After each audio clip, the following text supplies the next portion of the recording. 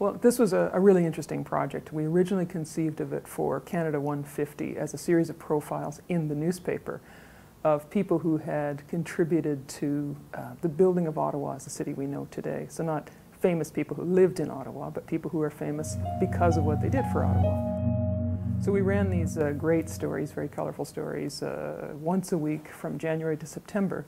And we realized about halfway through it that this would make a great book. So we turned it into a book which is called Capital Builders, the Remarkable People Who Shaped Ottawa, and it's just a series of chapters, vignettes, about some of these very, very interesting people from our past. I had kind of a list of people I knew should be in there. Colonel Bai obviously needs to be in there, a few others. But mostly we asked the reporters in the newsroom, who are you interested in? You know, who strikes you as an interesting person? So we had Matthew Pearson said, well, I'd love to do Hamilton Southam because he was the great force behind the building of the National Arts Centre.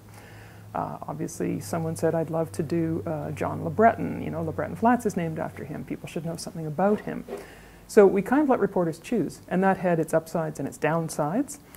Some people got left out who you'd think should be in the book, Charlotte Whitten, and others are in it who you would never have thought about, particularly people representing sort of current immigrant communities, other communities, you know, who are more recent in Ottawa, and yet there are great heroes within these communities, and they're in the book.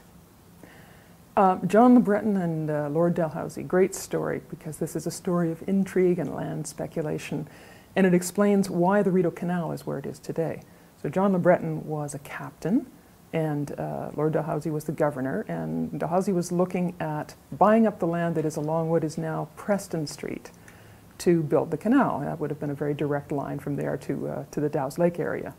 John LeBreton was at a dinner party with him and was told about all this and started buying it up himself with the view to reselling it to the British Crown at higher prices.